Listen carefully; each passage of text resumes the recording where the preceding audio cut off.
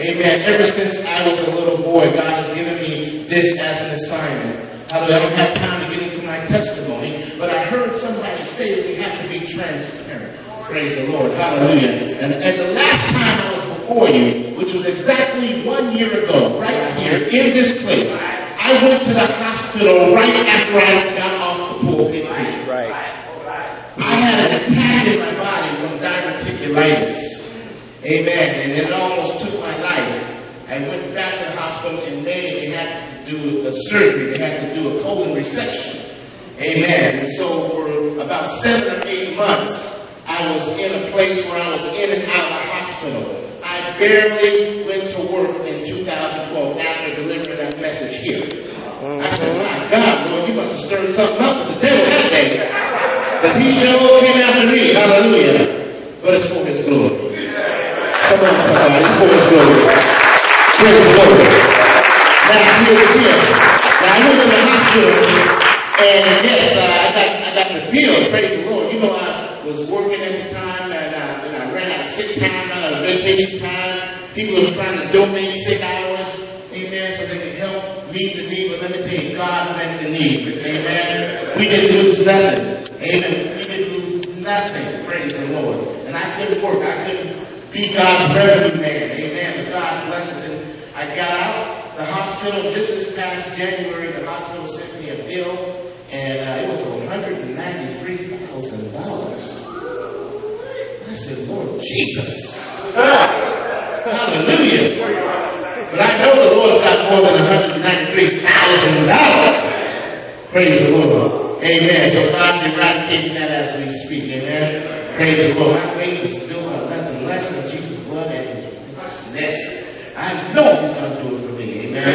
Praise the Lord. So I'm going to share with you today what God's given me for this particular meeting. Now, it's going to get a little deeper than what you might expect, because we're going to go underneath the surface. Because if we're talking about the glory of God, it goes underneath the surface, because that glory place is that place where it's just you and God.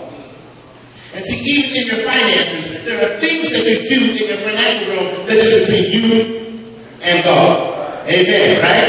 Amen. And there's been a time where there was some financial goings on that was between you and, no, not God, His opposites. Come on, somebody. We're going to go there this evening. Amen. Praise the Lord. God is good. Amen. Praise the Lord. Now, you can take your seats. Praise the Lord. Now, the subject matter is faithfulness and stewardship. And so, Luke 12 and 42 says, and the Lord said, who then is that faithful and wise steward, whom his Lord shall make ruler over his household, to give them their portion of meat in due season? So my question to you, who is in this room that faithful and wise steward? Who is the faithful and wise steward that the Lord shall make ruler over his household? Amen. Who's ruling that house? And I've heard Pastor mention that he controls the glory of his house. I really like what you said there. Amen. Because I get it. Praise the Lord. It's like, brothers, we are the thermostat or the thermometer. We control the temperature in our houses. And whether you recognize that or not, it is still true. Amen. You've got to understand the authority God has given each and every one of us as men. Praise the Lord. But you know, there's one thing that always gets me is that, you know, I work in the financial realm and I see a lot of stuff. And I get people to call and talk to a lot of people about a lot of issues, but it's mainly just the women. It's usually all women that are coming, that are looking for information, wisdom, knowledge. I'm like, where's the brothers at? The responsibility really is on the men. Now, your wife can certainly manage the bills and do all that. That's all good. But the ultimate authority in the house is from the man. Praise the Lord. Praise the Lord. Let's break this word down. Steward. Hallelujah. In Scripture and theology, a minister of Christ, whose duty is to dispense the provisions of the gospel, to preach its doctrines and administer its ordinances. Now, in order for God to call you a steward, you must first recognize that as a steward, there must be a higher authority that is giving something into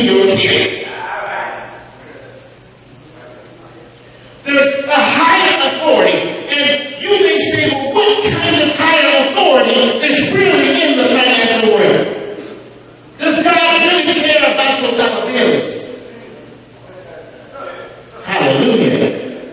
Come on, somebody. Of course he cares about your dollar bills, because he cares about how your mindset. Your mindset is either still on him, or it can migrate to the spirit of man. See, there's a war in the financial realm. And see, this is not the kind of thing that we talk about all the time, because some people might not see it from the perspective we see it, but it goes on every single day. Every single day. We just came through the United States government talking about, or the state of Washington sequestering. What is that? So the government's going to have some cuts. Okay, so how does that affect you and me? What if God decides to start having some cuts? Now, I'm going to show you the scripture where God had cut. Praise the Lord. You don't want to be on that side when God decides to do some cutting financially. Praise the Lord. But as a steward, as a man, you have got the responsibility to take this thing and to make it work to the glory of God. Is God being glorified in your financial situation? Now, everybody already knows that God owns everything. You all know this. We've been taught this from a little child, that he owns the cattle on 1,000 hills. There's nobody in here that would debate that right now. But here it is. Everything that is his. Everything. Everything. Even the shoes on your feet right now. Ask the children of Israel. They were in the wilderness for 40 years, and the Bible says that the sandals on their feet didn't even wax old. Everything belongs to God. Everything belongs to God. So you think about that. Your home, your car, your possessions, your job, your ministry, your time, and even your money, it all belongs to God. Somebody give me 1 Chronicles 29 and read, starting with the 10th verse and stop at verse 16. 1 Chronicles 29. Thank you, Jesus. We're just building the foundation here. Hallelujah. Wherefore David blessed the Lord for all the congregation. Yes. And David said, Blessed be thou, Lord God of Israel, our Father, forever and ever.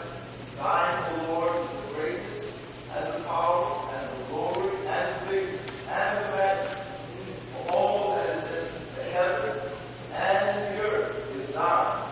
Thine is the kingdom, O Lord, and thou art exalted as head above all.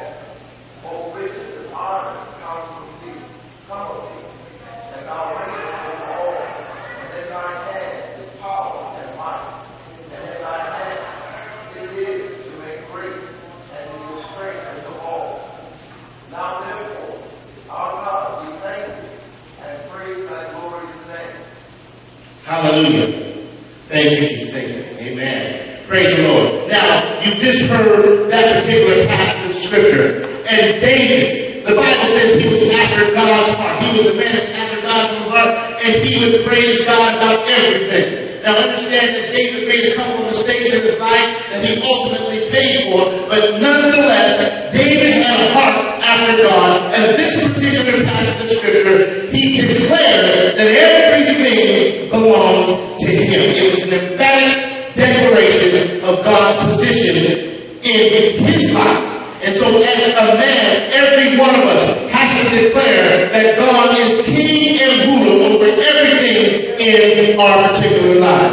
Now I'm going to tell you something. Once you understand the perspective that everything belongs to God, then that's going to change how you deal with that thing. It's going to change how you manage it.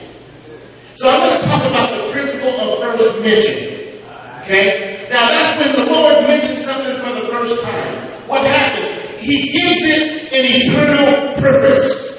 If God says something, you better believe it's going to be what God said it's going to be. It is perpetually in motion. In the beginning, God created the heaven and the earth.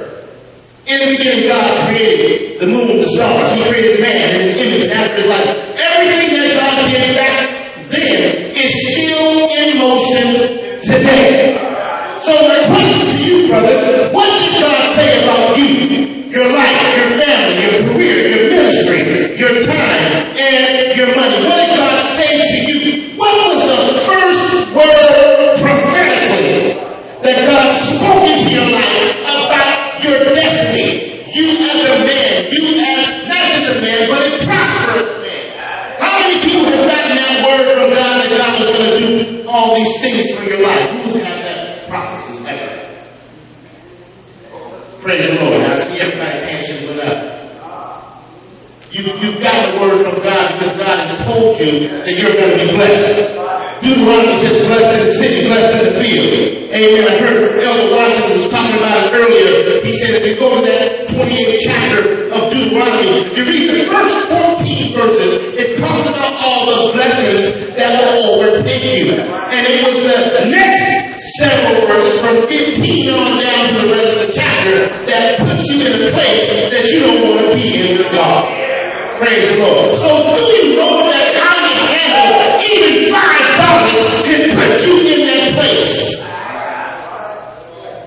Hallelujah. But we're talking about the first mention. What did God say? Somebody read me Genesis 1, 26 through 28.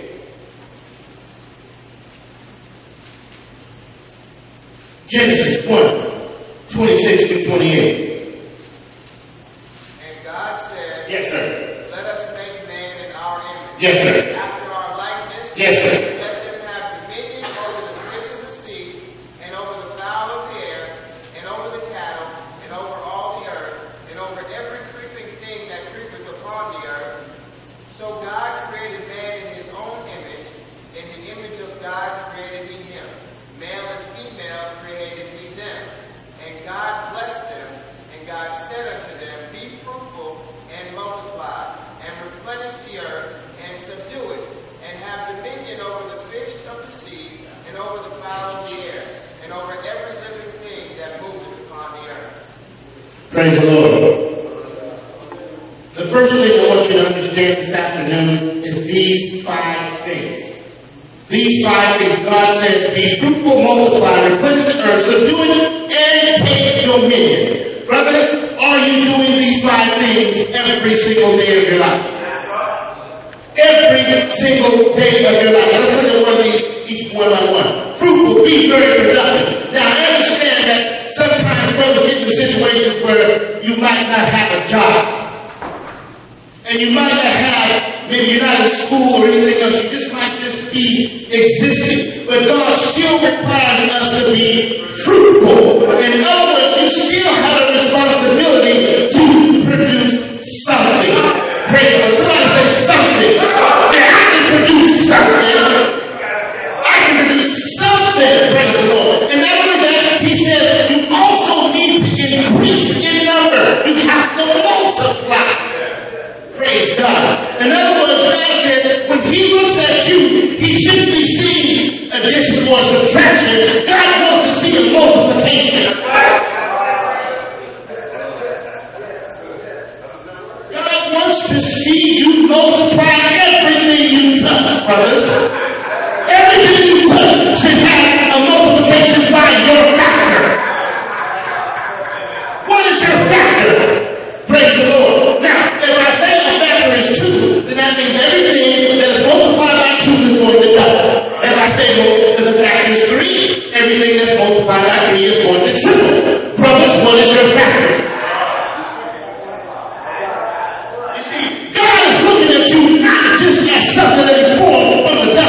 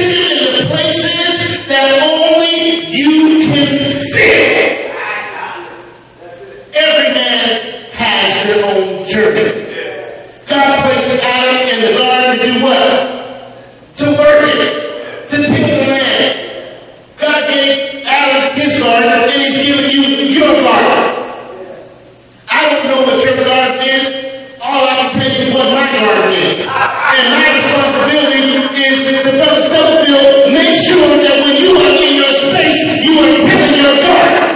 Because if you're telling your garden, then you're going to keep God smiling because you're doing everything that He has called you to do. God didn't tell you to till my garden. He didn't tell you to till the other brother's garden. He told you to till your garden. So find out what your garden is. Praise the Lord. And He knows that the enemy is going to raise his ugly head up in your space. He's going to cause frustration. He's going to cause distraction. He's going to bring everything that's going to come against you so that you are not fulfilling your role as a faithful steward of God. So that's why He says, subdue it. He said, conquer by force or the exertion of superior power and bring it to permanent subjection. Brothers, you better read that again. It says, conquer by force or the exertion of superior power and bring it to permanent subjection. Don't you know that the devil messed with Jesus? The Bible says that He left Him for a season. You see, you can get so fired up and so anointed in God in your area that the devil will just leave you for a season.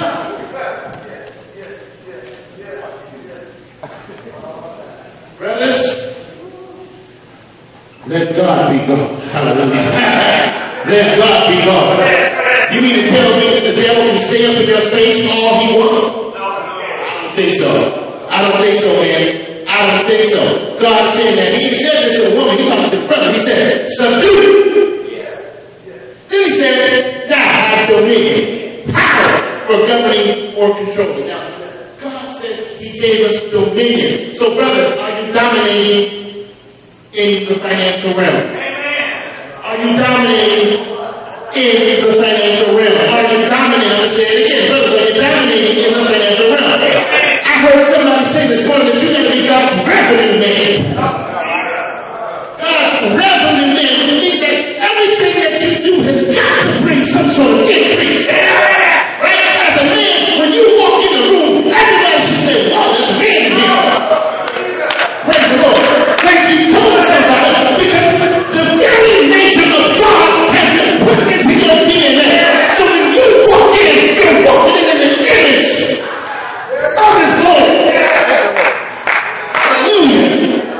You're walking in, He said, let us make man in our image and after our likeness, man. So when you walk in, God is walking in. When you walk into your job, I don't care how many devils are up in there. When you walk in, everything comes into subjection. And if you have not executed that, do it on Monday. Praise the Lord. We're getting free today. Praise the Lord. Because this is the principle of first mention.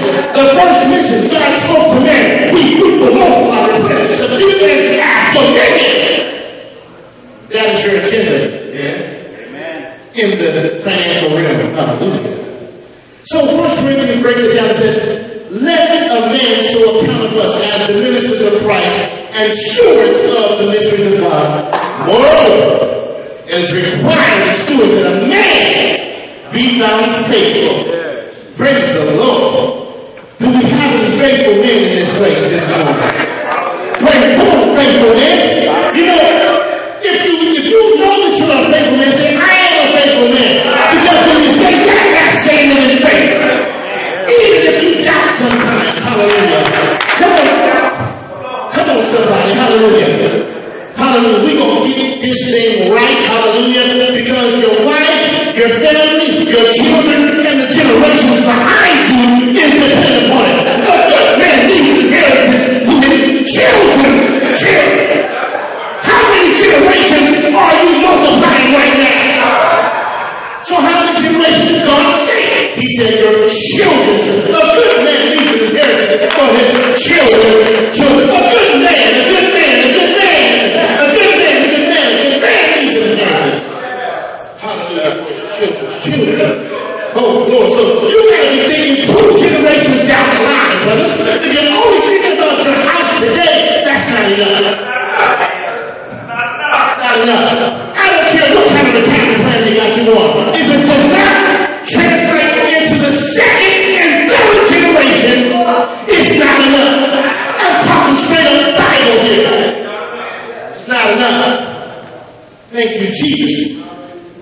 Don't you think when the devil is up, the Bible says in Job that the devil went up and they had a meeting. And he went up there and he began to get from God. He began to start accusing the brothers.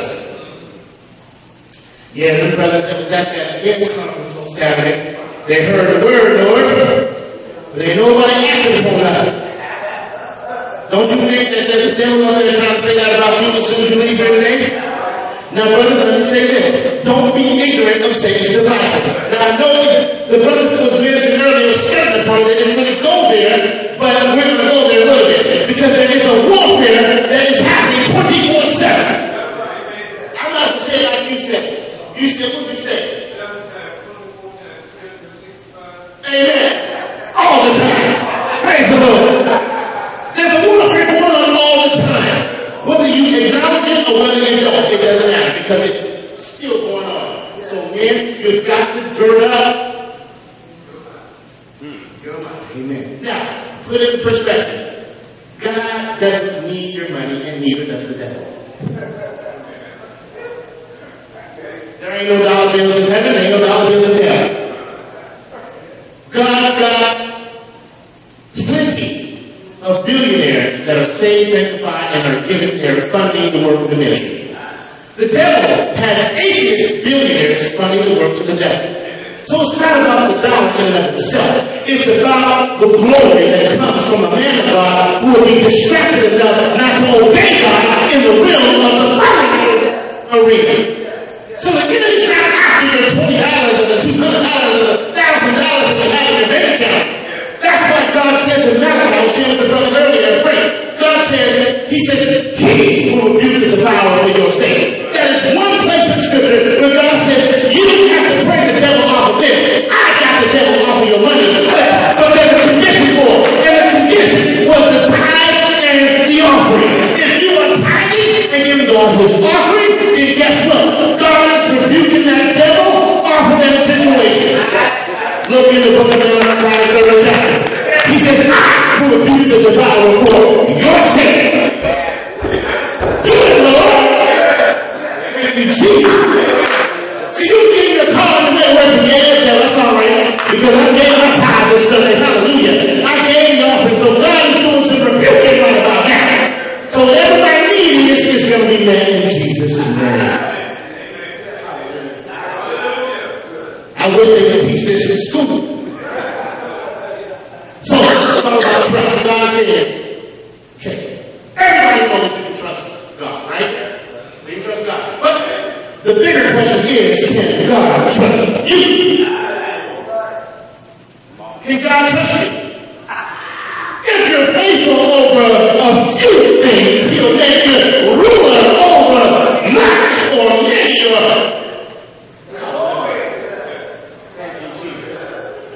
brothers, here's the first word. Don't let anything cause you to mismanage anything that pertains to you. I don't care if it's your wife, your children, your relationship, your church leadership, your possessions, your career, your job, your ministry, your money. Don't let the enemy come in and cause you to have a stupid moment and do something that will cause God to look at you and say, I thought he was my faithful man. It's the little foxes that destroys the vine. It ain't the big ones. See, you are mastering big stuff. That's why you're here this morning, because you master big stuff. Praise the Lord. It's those little things, those little influences that hit the trick up men. Amen. But not anymore. Praise the Lord Jesus. Hallelujah. The silver is mine, the gold is mine, says the Lord of hosts. If anybody was confused about who the money belongs to, there it is in Haggai. He was the prophet. He said, hey, wait a minute. The silver is mine, the gold is mine, says the Lord. Hallelujah. Come on, so I don't care if it's a dollar bill, if it's a yen, a peso. Come on, so it don't matter what you call it. It all belongs to God. Come on, somebody. Now, there's a story of three brothers. I'm going to paraphrase this for the sake of time. But there's three brothers in Matthew 25. Y'all know this story. But the issue is the Bible says the Lord came and he delivered his goods. And the word said goods unto these men. Praise the Lord. How many of you have received something good from God? Come on, somebody. You know you have. Hallelujah. going to go to Matthew 25. Let's get it. Let's get it real quick. And I want somebody else to read that. Hallelujah. Matthew 25, 14 through 30. Thank you, Jesus. Hallelujah. Somebody, come on with it. For the kingdom of heaven is as a man traveling. Yes. Called his own servant. Yes. And delivered unto them his good. And unto the one he gave 5 talents. Yes, sir.